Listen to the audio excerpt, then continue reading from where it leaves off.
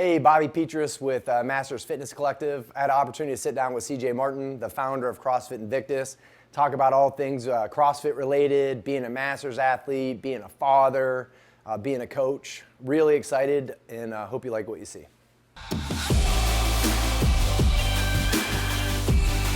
Appreciate taking the time and how busy you are. Blessed with Tino's presence too. Can you each tell me your name and your title, if you have one?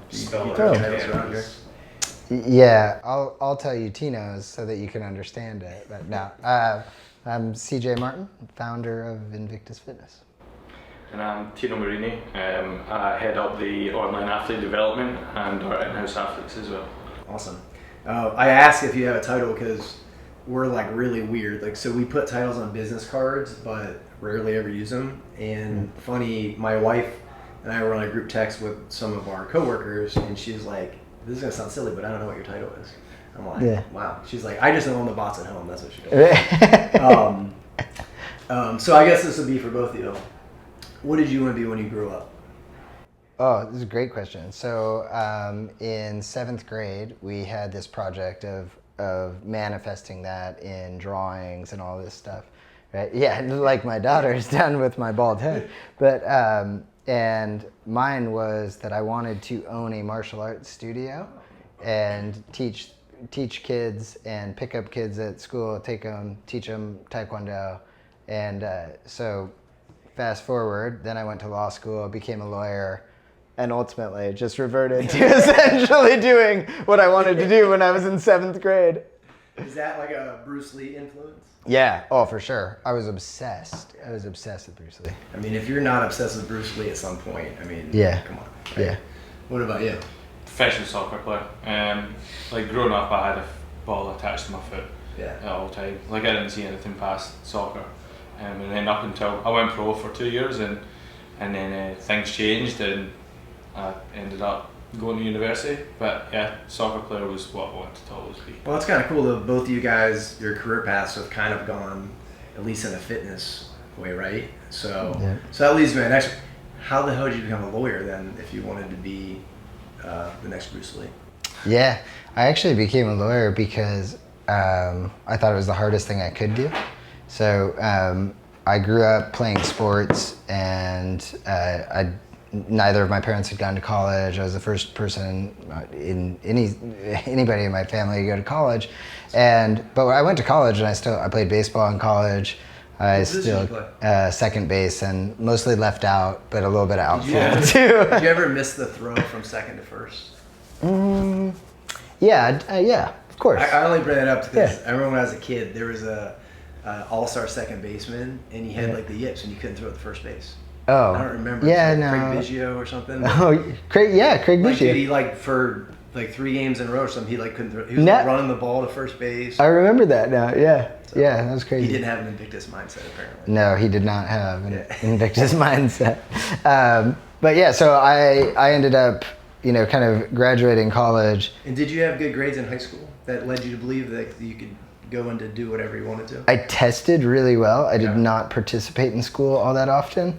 And so I had really good test scores. And so that was actually the like ACT, SAT. Yeah. So like the life realization for me was like after college, I did the same thing in college. Didn't go to class, show up for the test, got good grades, right? Where'd you go to college? Portland State. Okay. Yeah. And so then I got out of college, and I thought, I should hey, I was always good at tests. What if I actually applied myself and studied? And I had not taken any science classes, so I was like, well, med school is out. I'm like, but with a social science degree, I could take the LSAT and go to law school, and I'd at least get a rigorous education. Even throughout that process, all I wanted to do was go teach at high school, right? And so I decided to go to law school. Never didn't know any lawyers, didn't know any judges, didn't know anything about it. Got there and then did really well, and you get these fancy job offers, and I was like, well, I'd be stupid not to take that for a while. And so took them, and then eventually, decided that wasn't for me. It's funny. I've got several friends that are lawyers. I actually just gave an award to one of my good friends at my high school last week, and super smart high school, applied himself. Right. Went to Notre Dame, applied himself. Went to Cornell, applied himself. Right. And now he was telling this funny story about how he was cross-examining Martha Stewart. Yeah. Cool. But it was long story short, it was a really cool story about knowing your audience, which we kind of talked about earlier. But I find it funny where I've met several people that were like, oh yeah, I used to be a lawyer. And I always find that strange when you put a lot of time and effort into becoming a lawyer. Right. So that leads me into, do you keep your law license current?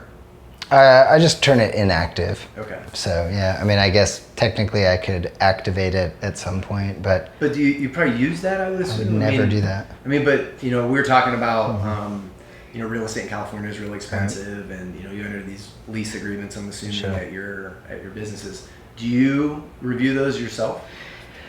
I don't. I mean, well, I shouldn't say that. Yes, I do, but that's not like my legal training and my career was in large securities fraud class actions, right? And so right up this alley. Knowing SEC compliance and litigating class action rules is very different than anything I've done as a small business owner. It's funny because my sister and I say all the time in our business with senior housing that we wish one of us would become a lawyer and the other one would become a nurse because we fall back on that. Yeah. But you bring up a good point that I never really thought about is that law is very narrow focused, right? Yeah.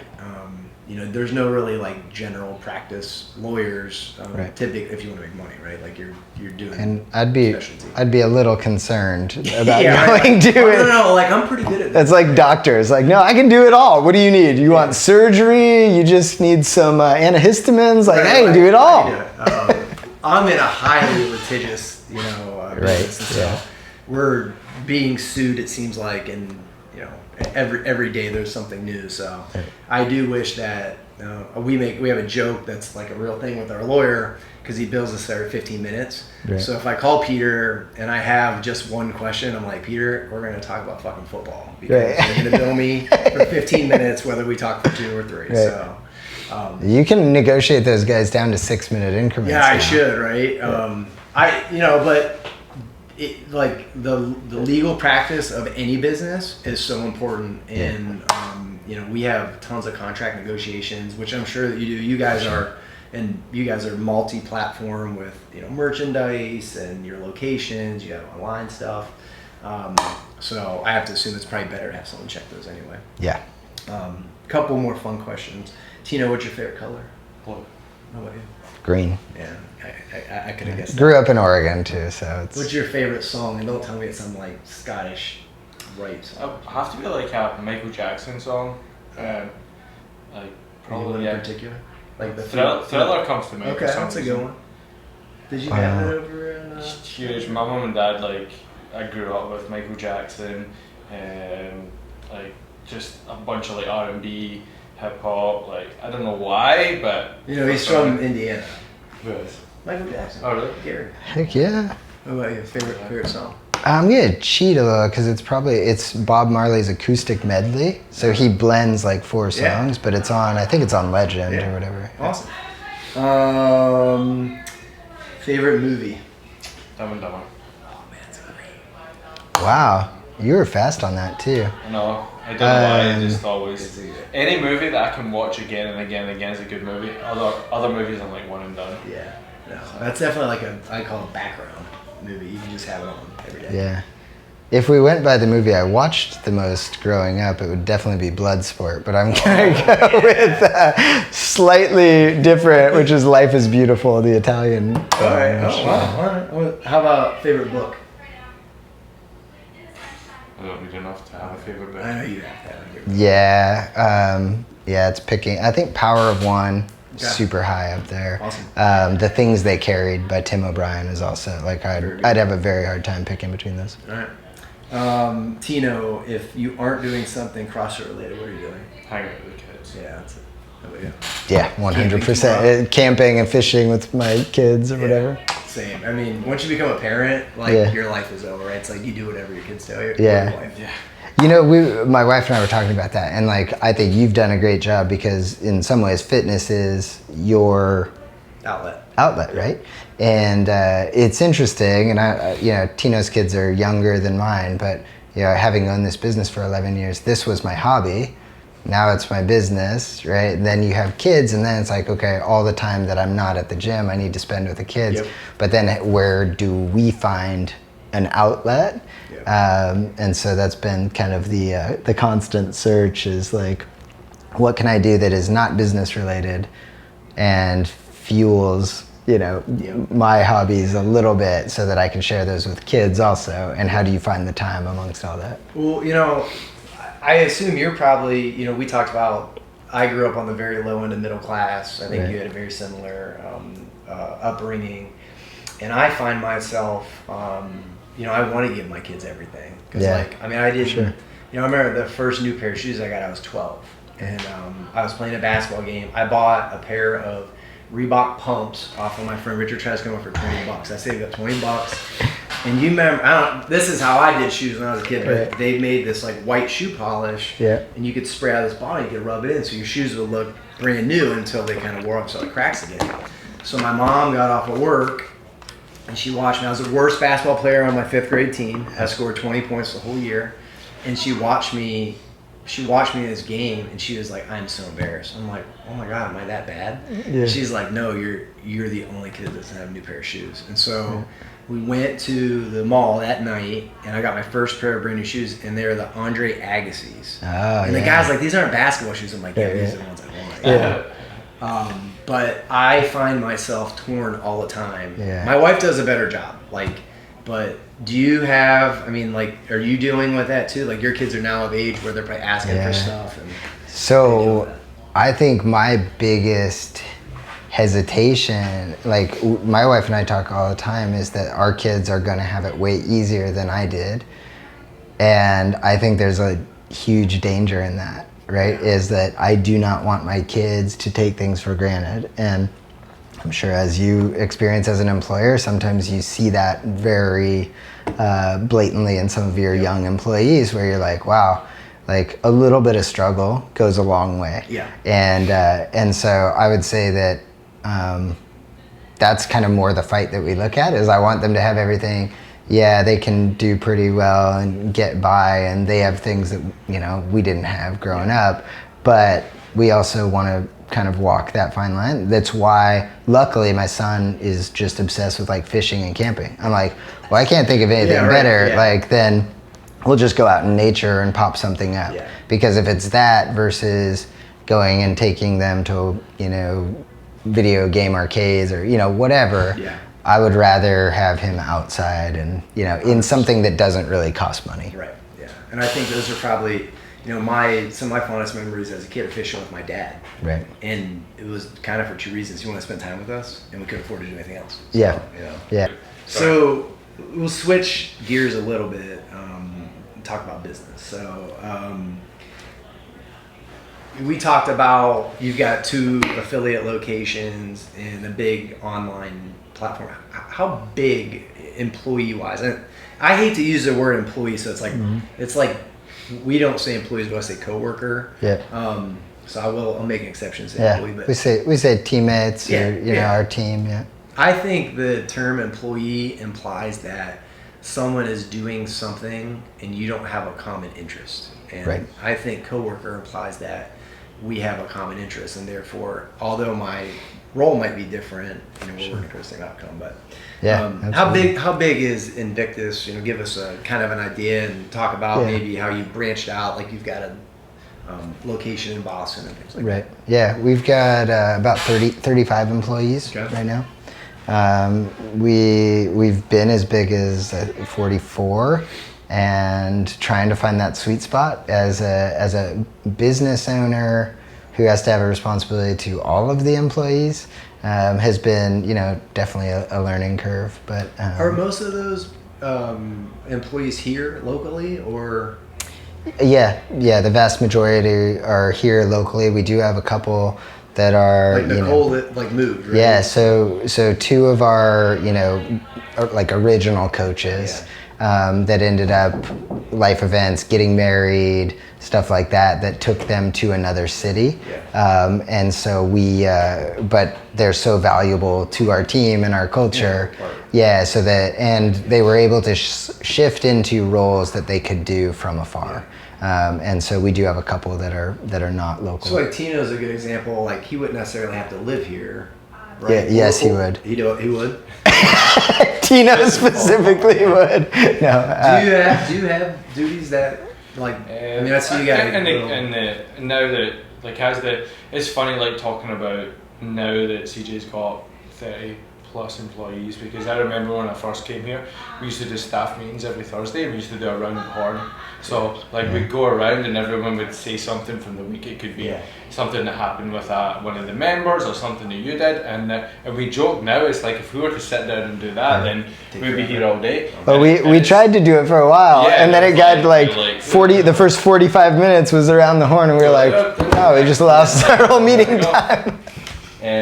But as the business is growing, CJ's had to. I mean, his love and passion was always coaching and being on the floor.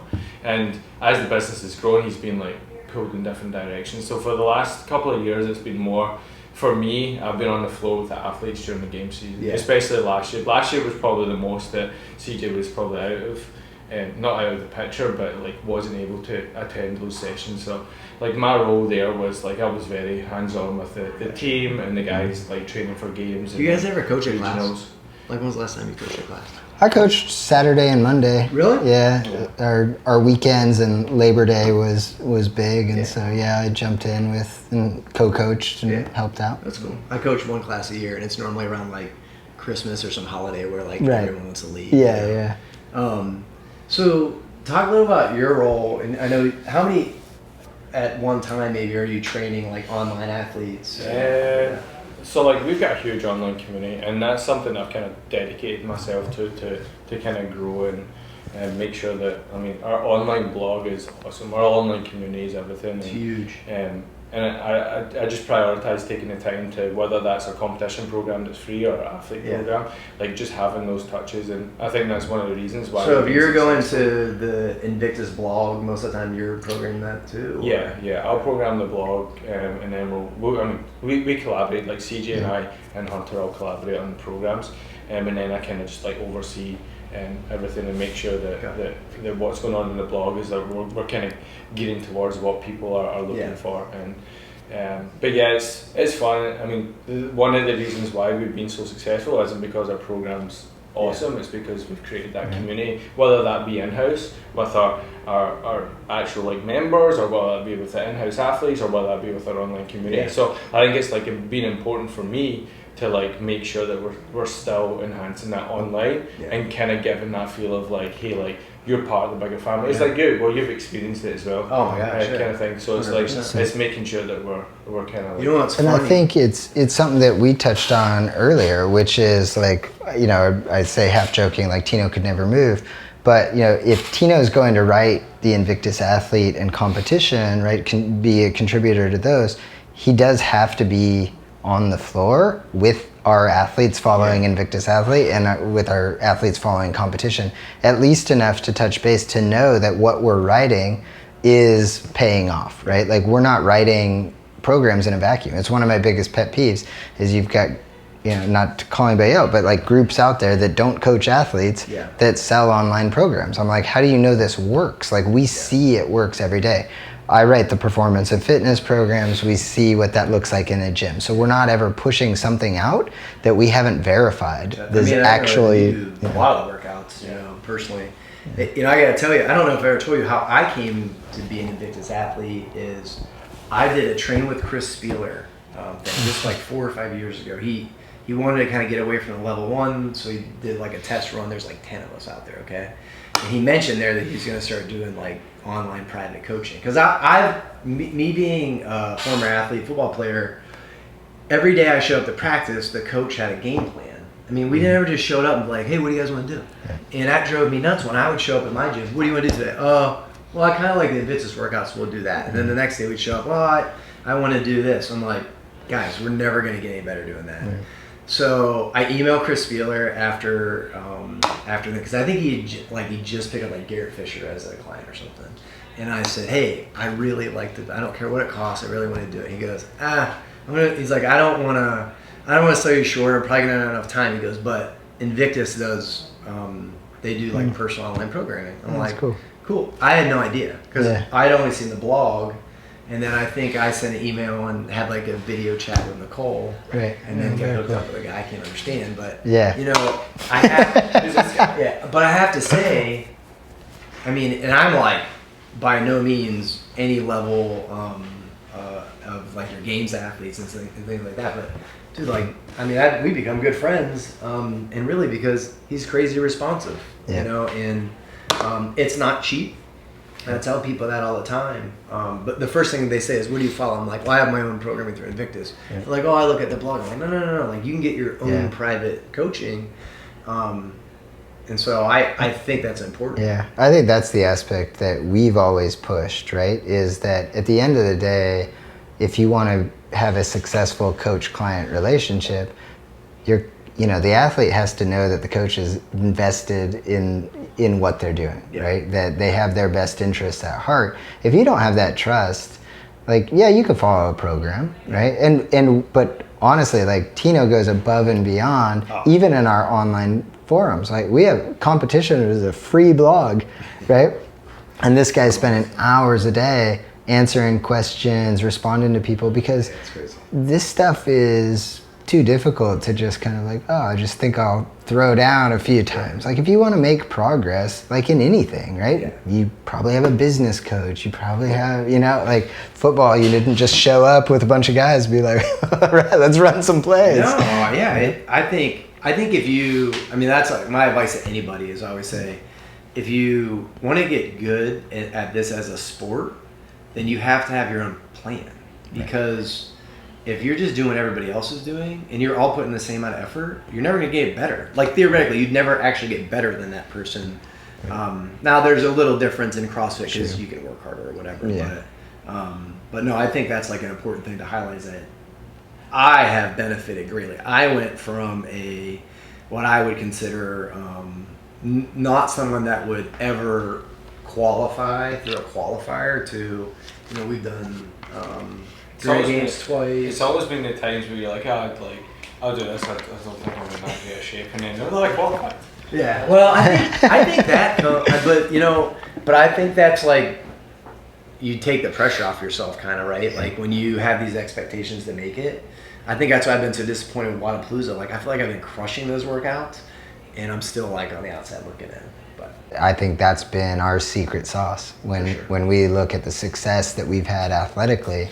It's always come because we train in a group environment, right? Mm-hmm. And that is not to say we don't believe that individual athletes should have programs written specifically for them, but that's how our Invictus athlete program came about, is we wanted everybody to train together. Yeah. And then we're looking at people like Sam Dancer on one hand, right? And Jen Ryan, who's 120 pounds soaking wet, and we're like, well, we probably can't put them on the exact same program, right? So then what we did is we created a template that would allow them to train together for portions of it, and then emphasize the things they actually need individually, right? So that we had the best of both worlds. Does that spill over into the business too, though? I mean, like, when you're talking about, culture, you've got 30, 40 employees. I mean, is that, if you're like onboarding somebody, are you talking about that? Yeah. I mean, principles got to be the same, right? Is that everybody that comes in as an employee or as an athlete is an individual first, right? And then we figure out how can we maximize the potential of that individual. And I believe the entire success of CrossFit comes from the power of community, right? And so if we cut that off entirely and just say we're going to give this guy a separate program and push him to the corner, right? I don't think we would get the results that we've got over the years, right? And if you treat everybody exactly the same, you're not going to get the results. And so there has to be that blend of what are this individual's strengths and weaknesses in this company or as an athlete, right? And then how can we take those? How can we, improve those weaknesses and then help use their strengths to bring others up? Do you have any non-negotiables, like when you're looking to bring somebody on staff. I have to assume, I mean, probably a lot of your people we brought up maybe through the ranks, but like if you're ever bringing somebody on that's maybe outside of the Invictus family, do you have any, like when you're interviewing them, or do you have a set interview process? Is it more on We feel? do, yeah. We've got a pretty extensive like interview process where there's several layers, and then there's in-house like intensive coaching where they're doing 2 days of coaching and stuff. You know, I don't know, it sounds cliche. I think everybody says, oh, like character first, right? And then it's like, okay, but how do you judge that in an interview, right? You can extend the process, you can try to ask a lot of questions. We've done all of that. Yeah. But I mean, I guess that's the best answer I could give. Okay. Is like we want somebody. I guess family, right? Yeah, I guess to sum it up is we want somebody that's team first, right? If we've got the person, they could be white hot. We've met some very smart coaches that come in, sit in front of you, and tell you all about how great they are, and that's like. Awesome, you're gonna do great somewhere else. Because if that's the mindset, right? If somebody comes in, sits down, and starts to share like, hey, you know, it looks like you're not doing these things, and that's something that I'm passionate about. I would love to contribute. As a way different, you know, presentation than like, I'm really good at this, I've done this, and exactly. You know, so we've got 3 guiding principles at our company, and it's talk. And that sounds like a lot what you guys do, like, right? Collaboration. Right. With us, it's talk to families and residents, team members, family members. And the other one's listen. Like, I think that's just as important. Yeah. And then our third guiding principle, which I think is the most important one, is don't be an asshole. Right. And, you know, I'm in the caring business, but you guys are in a customer service business. And I think everything that you're saying is the same stuff that I'm saying, maybe in a little different context. Yeah. You guys probably don't say asshole in California like we do in the Midwest. Right. But no, I think that's so important. I like how you talked about like your culture in your athlete is the same as in your business. Because I think that most of the time, at least the way my mind works, that like those are 2 different things. But you guys have obviously done a really good job of blending all 3 of those, because anytime I've met somebody that's just a member of your gym, they feel like they're as big a part as a sea of green, that they're competing at the games. So that's really cool. You guys. That's awesome. I think Tino's story of how Tino came on is like, that's been the model, is that Tino was a client, right? He was an athlete that I was coaching, but through our correspondence, everything was extremely thoughtful. He had fully like kind of, you know, like he was demonstrating all of the character values, work ethic, right? Everything. And at the time wasn't really coaching much, wasn't, you know, a big emphasis.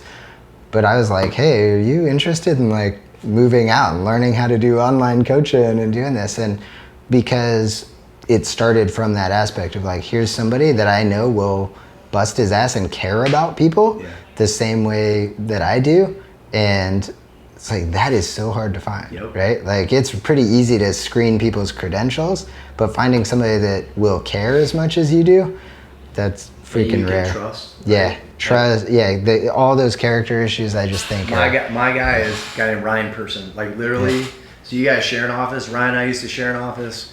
We grew enough to where we could each have our own office. Right. But he's like, dude, I don't want to walk around the door. So we put a sliding barn door in between our offices. Because we're always together, you know? Yeah. So he makes, like, he's the guy that if I'm out of town and my wife is freaked out because she's by herself, like, he'll just go stay in the house, you know? Yeah. And that's, well, family, you know? Tino's wife, Tino's wife and my wife, you know, they knew each other a little bit, but hadn't hung out much. Yeah.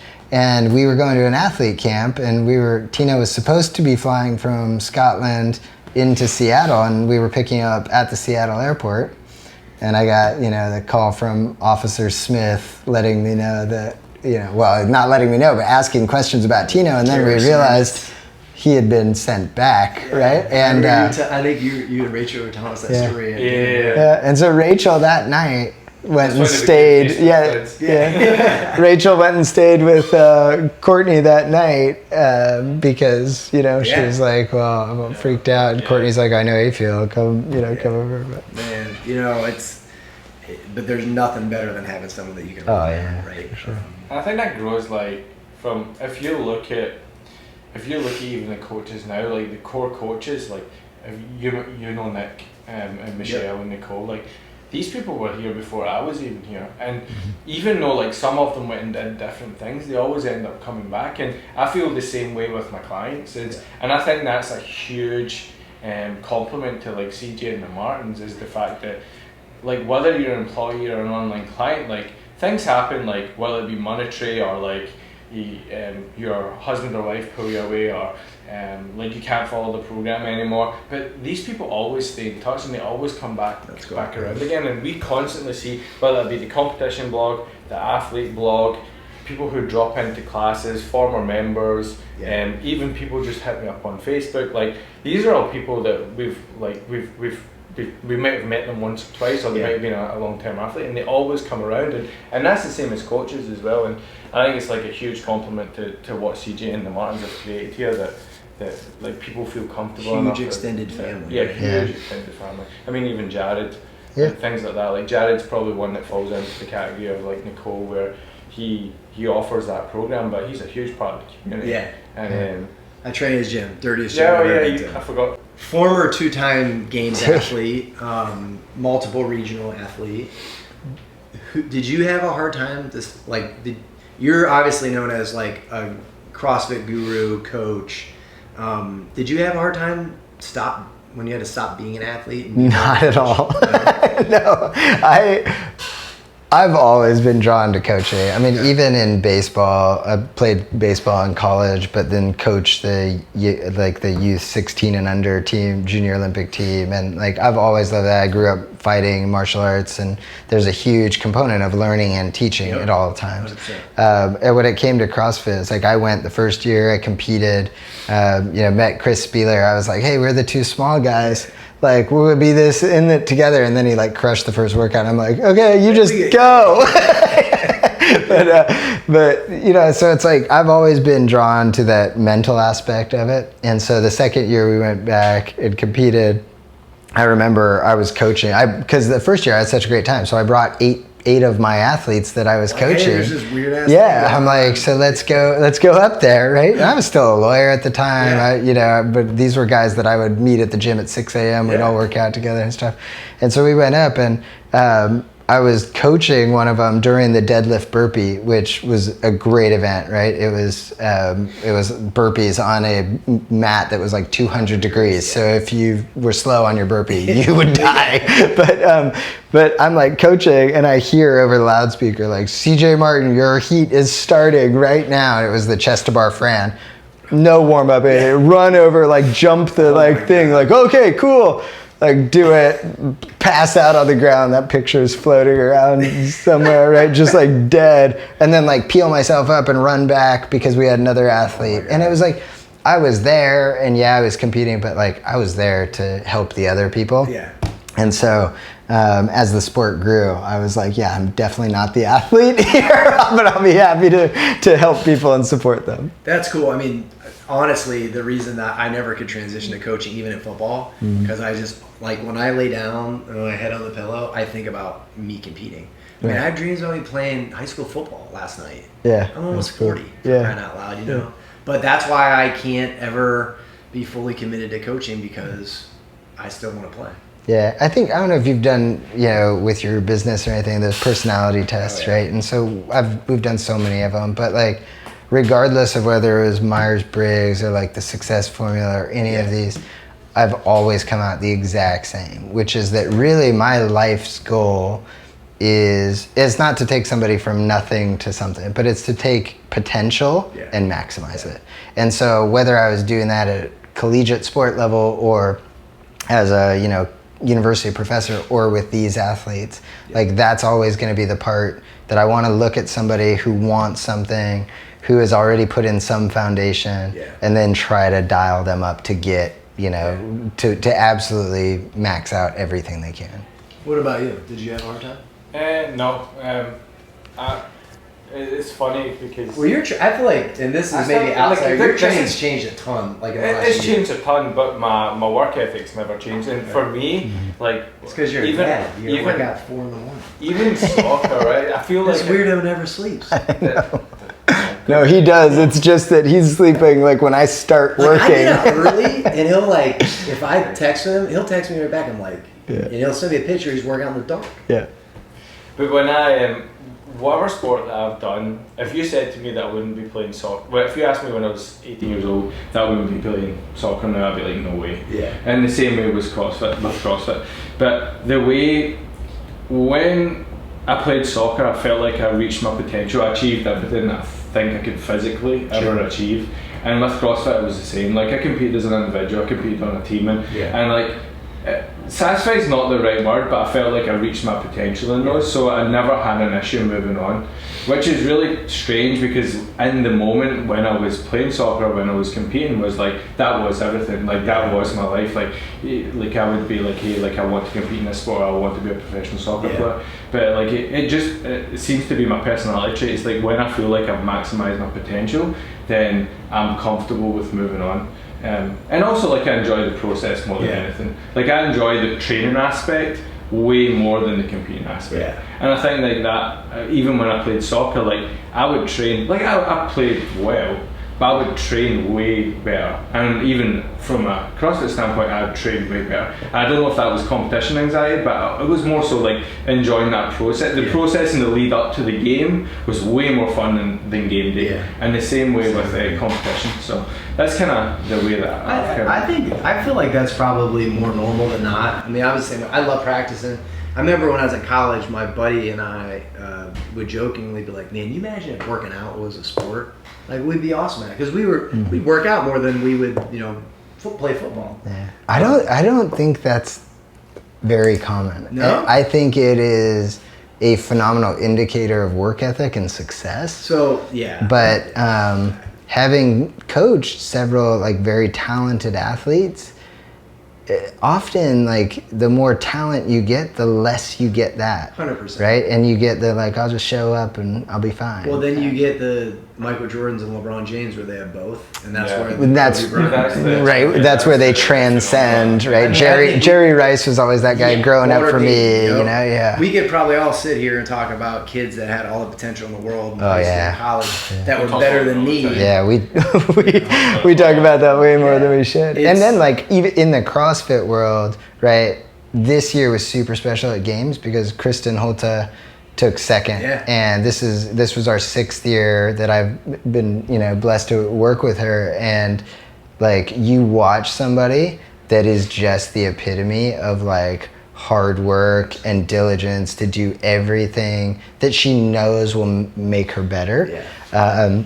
And so it's like when you get that, where of course she's talented, she had to be talented to get to games 6 years ago, but when you watch a talented person just layer work and dedication and effort and then it pay off, like that was that's priceless. like the ultimate reward for you, right? Yeah. So I, probably like you, like feel like I'm mentoring like 20 people at a time. And one thing I like to ask people that are successful in business is, what's one thing that you would tell someone now that you wish somebody would have told you, that give you advice in starting a business? Like something when you start a business, you're like, shit, like I really wish somebody would have told me about this. Oh man. This one's really tough for me because like I know what's been hard for me. But I also am not sure I would have changed it.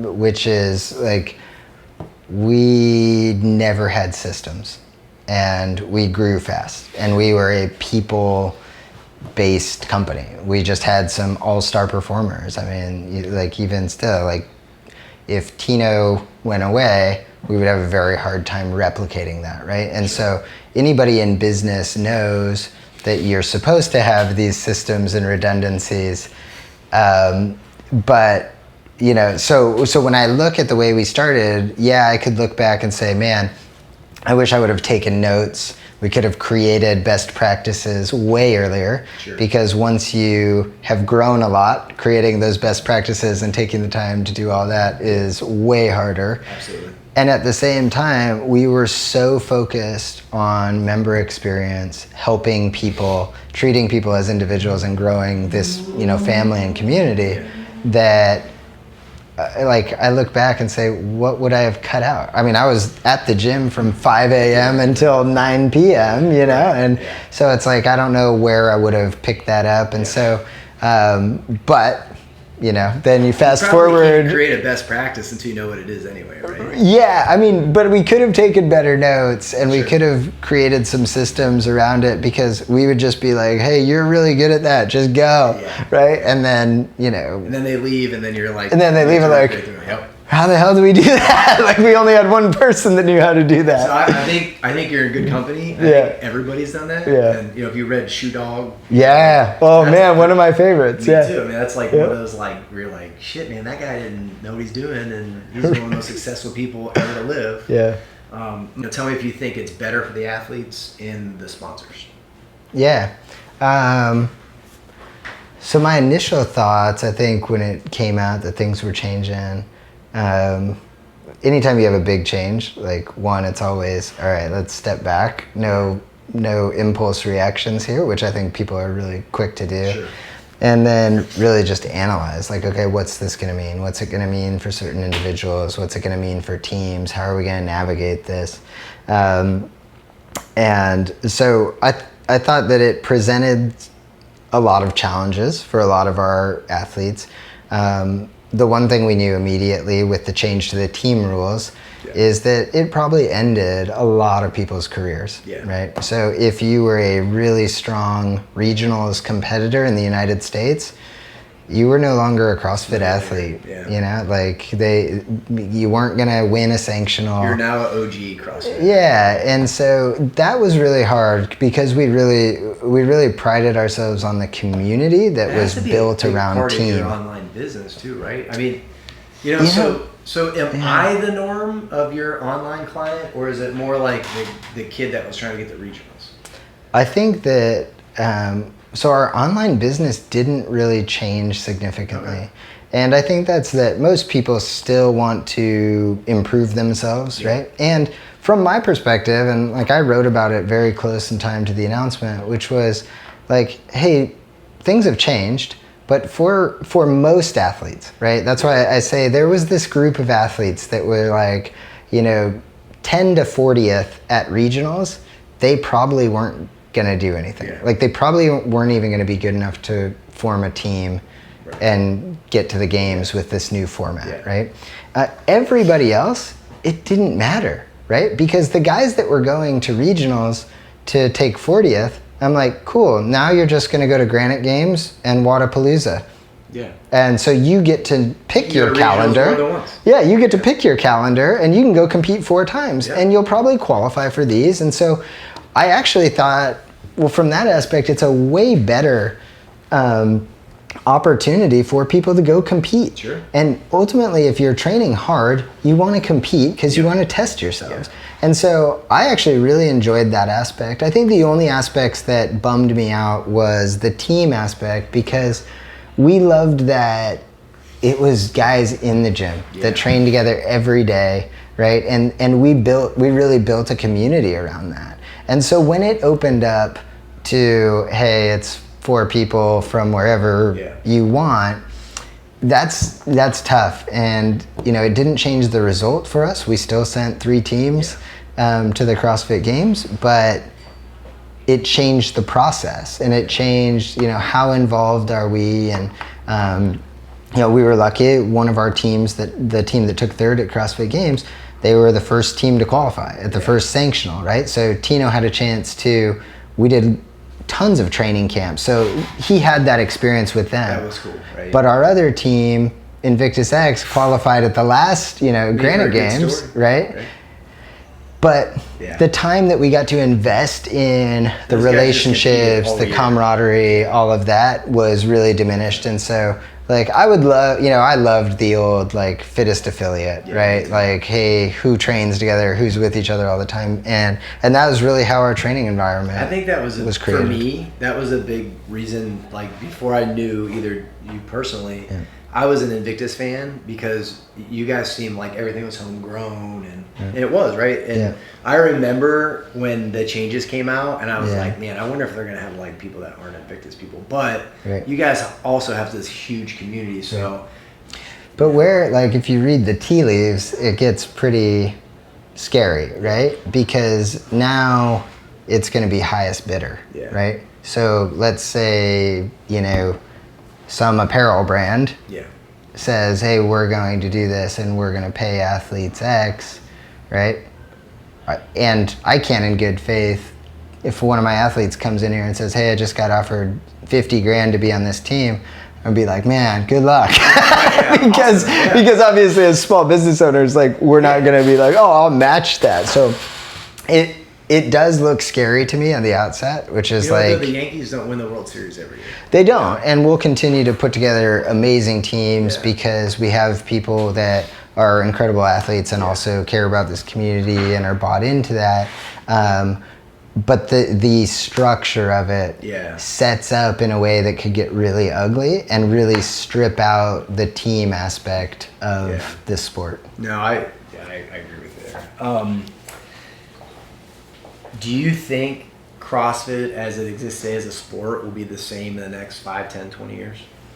No, I think it'll change a lot. And I don't think that's a bad thing, right? Is that, first of all, like, having been to the first CrossFit Games as an athlete and been to every one subsequently, the growth is astounding, right? And so there's a huge amount of pride for anybody that's been involved in that, and especially for the guys at CrossFit headquarters that have helped grow this, right? They should be super proud.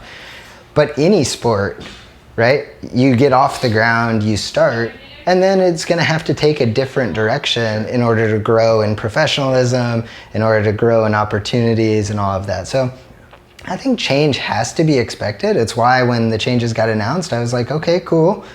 New game, let's figure out how to play it, right? And I think you're probably going to have 2 to 3 more of those in the next 5 years. Like, I think it's a short timeline. Do you think the changes have benefited the sponsors, or do you think it's hurt them? I think the changes have hurt the sponsors right now. And I mean, I would love to see true professional athletes getting some sort of pro card and knowing that they can plan around a few events, right? And then seeing those aspiring athletes working their way up through the circuit to earn their pro card. Because once you get that, you have sponsors that have consistency to know, hey, I've got my athlete, I'm going to get behind them, they're going to be in these 4 events, I can bring a media crew, we can tell a story about their whole season. And I think that's where, I think the fan wants to know more than just what they see on the floor. They want to know, how does this person train? What does their life look like outside of this? How are they, eating? How are they sleeping? Like, I think those are probably the most fascinating things, and that's hard to tell if it's like, we don't know who's showing up at a sanctional, right? I think, this year will probably be a better story, I guess. With last year, kind of nobody knew what was going on, but that's the one worry I have with the sponsors, is that I just know, as a local business owner, I'll call myself, is I sponsor soccer teams and t-ball teams, and people come and ask us for donations, and at some point you have to say no, right? Sure. And I'm sure the sponsors are running into that now, because now you've got 28 sanctionals or something like that, and 36 I think. So you can only sponsor so many. Now I do, however, I do think that maybe we'll open it up for some regional businesses to flourish, maybe like in Argentina, where like maybe Bear Complexes is going to go down there, Victory Grips, because they're not going to increase their market share.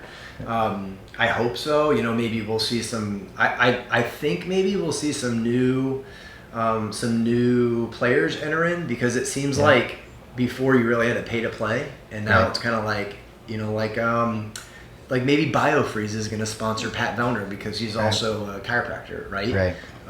Where in the past it kind of was like not really a CrossFit brand or something. So. Yeah, and I think, you just have to weigh that against the possible dilution, which is like, if there's all these events, right, and all these small players, is anybody going to be willing to, pony up a large investment to make sure that the whole thing stays sound? I mean, I always have to remind myself that, like, we're in a bubble, right? Like when you talk to someone that does CrossFit, they know everything about it, you Right. know, but it's the same way of talking to someone that lives in Alabama talking about Alabama football. Right. You forget that there's no professional football team in Alabama, so everybody loves the college football team. Right.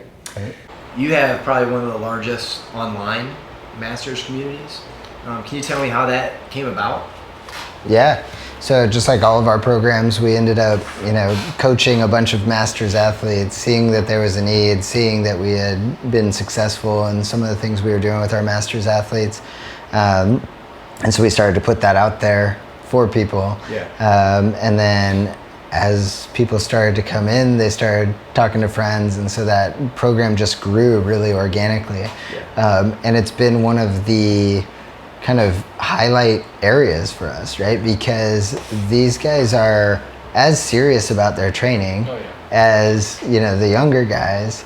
But they're also, I think, more committed to community, right? They're more interested in reaching out and learning what other masters athletes are doing and supporting them. And they're still competitive, but they're supportive in it. Right? And so it's really cool to see, but like multiple female athletes in the same age group, even with only 10, right? We have multiple female athletes in a category and they're all rooting for each other, right? Of course they all go out and they're going to put their best foot forward, right? But they're in the back warming up together and like talking about strategies together and with, Nicole and Tino and myself, whatever. And so there's this aspect of like everybody just seems genuinely interested in improving themselves and enjoying the process of it, right? Because they're not doing it for the money. They're not doing it for the sponsors, right? They're doing it for some self-fulfillment. It reminds me of like when we all probably started competing in the beginning. When you're like around those masters athletes, it's like, this is what it used to feel like when I used to compete like in these local competitions or like the ones in the UK or even like the first regionals I went to. Like everyone was like, that was awesome, dude. Like you're looking forward to this event. But now, obviously, as the sport's grown, but it's really refreshing actually. Even like following along with the Facebook group and the blog, and like, these guys are like so supportive of one another and. They care about what's going on in their lives, right? I mean, that's where you and I were talking earlier. Through guys I've competed with at like Granite Games and some of the guys at Wadapalooza, we formed this thing we've called the Masters Fitness Collective, and it really became, we like talking about working out. We love sharing dad stories and vacation stories. And we figured out that we actually like talking about the workouts more than we like doing them. And so we're at these big competitions and we're just having fun, and so like, now we're trying to do competitions where we can get our wives to come and kind of meet up. And so we kind of got this idea like, well, maybe we should start meeting more, masters athletes. And, I'm out here to do that competition, obviously. And I was on the plane. I'm sitting next to a guy's wearing Nanos. And I go, hey, are you a CrossFitter? Yeah. I'm coming out here to do this competition. I'm like, so am I. And awesome. Immediately we're friends, right? And I travel once a week. That's probably the first conversation I've had with somebody on the plane all year. Right. All because he's wearing shoes. I think, and in many ways, like what you're doing, with this masters group is, that's the heart of the CrossFit community. That's why the first CrossFit Games was created, was just to get all these people together that were interacting on the, CrossFit main site back in 2007. And so it's like, I think it's really cool because I think it brings it back to its roots almost. Yeah, I think one of the things that we talked about was, you guys, you are one of the few affiliates that have a brand. Like I would like say you, NorCal's another, maybe Misfits. I can't really say CrossFit New England because they're like comp trainer or whatever, but that is so cool. But I feel like that masters athletes kind of like transcend that, right? And where it's, I'm an Invictus athlete. My two buddies out there do like whatever. We've got some guys that do comp training. We got some guys that do Invictus. But we all have the same common interest. And so, our thought was like, man, we could have a camp that's not really, that could be brand neutral or maybe all the brands, right? And I think that's one cool thing about CrossFit where there seems to be some because there's synergy, sometimes people are willing to do things like that. So we're excited to kind of see where that goes. I think I think there's opportunity there. We've yet to see too many like masters camps pop up. You know, we're hoping that those are kind of things of the future. You know, we talked about how there was no games coverage this year. You know, tell me, do you think there's opportunity, like either to cover the games from a master's perspective? Do you think there's an audience for that? Yeah, I mean, I don't know the numbers, right? We kicked around some of that conversation, but yeah, I mean, I think there has to be an appetite, right? People want to see people like them, right? And I think, so from the competition standpoint, I think there's absolutely a desire to see masters, but then I just think from the general CrossFit, right? Like, how are we talking to people about what fitness looks like in your 40s, 50s, 60s? To me, these are the poster children for, you know, what successful aging looks like. I mean, these guys are not only physically fit, but mentally continuing to push themselves to improve. And I think that's an aspect, I mean, you could speak much more to, but like when somebody comes into a senior living center, are they still trying to figure out how to maximize? Right, yeah. It's like, you know, we want to highlight and celebrate people that are continuing to maximize their life at every stage of their lifespan. What's the shelf life of a professional CrossFitter? So first of all, that would be the most mature athlete that ever walks into a gym, right? Because most of the time we get the 18-year-old high school wrestler that comes in, I want to win the CrossFit Games next year. And then our first conversation that Tino's having with them is like, we're going to probably need to build out this timeline, right? It's very rare that somebody, you know, just transcends that, jumps all the steps, right? And so, yeah, so from start of training to goal fulfillment of if that's getting to the CrossFit Games, right? That could be 3 to 7 years for a lot of people, right? Depending on their current ability levels and stuff like that. But, you know, I don't think we know the answer to that. We're still seeing people in year 12 of competing. You know, and you look at the Becca Voigts and Ben Smiths and, you know, Nunu, one of our own guys, right? Like, Nunu's been, his running times are ridiculous. Yeah, his running times are ridiculous, but, you know, he's also still, you know, PRing lifts, and he's at 40 now, right? But he started competing with us at 28 years old, 28, 29 years old, right? And so it's like you look at that and you're like, I don't know. I'm not sure that we can put a limit on somebody and say, oh, you can only do this for X number of years. I think it's going to be really... I want to say that CrossFit as the company is at least recognized that there's probably a smaller shelf life than originally intended because they created a master's division that's 35, 39. Right. I've heard rumors now that there's maybe going to be a 30 34 division.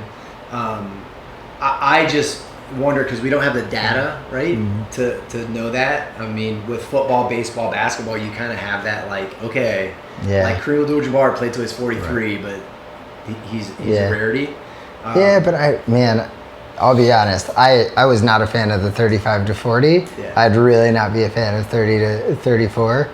Kristen Holta's, 33? Yeah. Right? She just took second at the CrossFit Games. Like, I think we may be selling some people short on their ability to improve, you know, that late into their careers. You know, I think 40 for sure is like a big marker. I know what you're saying, but... I think that the people that are really trying to win the games or podium, they're not competing. Like Sam Briggs could have won the 35 division. She doesn't want to because she wants to win the CrossFit Games. I don't think that division is created for her. I think it's created more for people like me. Because what I tell people that want to be a competitive athlete or just an athlete in CrossFit, the coolest thing about CrossFit that is different than any other sport is Matt Fraser, we can probably agree, is the best CrossFitter in the world, right? I can literally go do the same workout that Matt Fraser did. Now, I'm not going to do it as fast, I'm not going to do it as efficient, but I can do the same thing. There is no other sport that you can say that. I cannot, when I watch Tom Brady play next weekend, I can go play flag football. I can't do the exact same thing Tom Brady did. And I think that's what's really cool about the Masters divisions, like this competition at Carlsbad, is that I can go out and do the same thing that you know the pros are doing. Yeah, For sure. I mean, that's the appeal. It's a participatory sport. It is. It's why you see a massive masters community in cycling and Ironmans and all these, is that they can do it with the elite in the class. And I do I think that's part of what's so beautiful about this sport. It is inclusive. I think that's, my sister's done 5 Ironmans, and I remember going and watching her, and she's getting beat by like everybody, you know.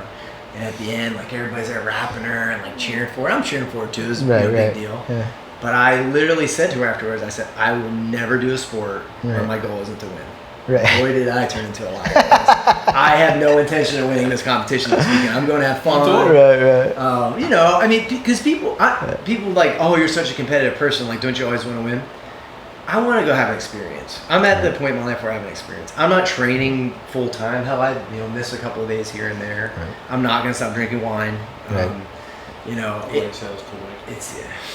but at the end of the day, I like to compete, and I like, you know, and if I win, awesome. Yeah. If I don't, you know, but it's about that process. It's about what that fuels you with, and it's about constantly pushing yourself. And I think that's, regardless of what aspect of your life, if you're not trying to get better, like you're on a slow path to death. Hey everyone, thanks for watching. If you like the content, please like and subscribe. We hope to do more stuff like this in the future, so be on the lookout for it.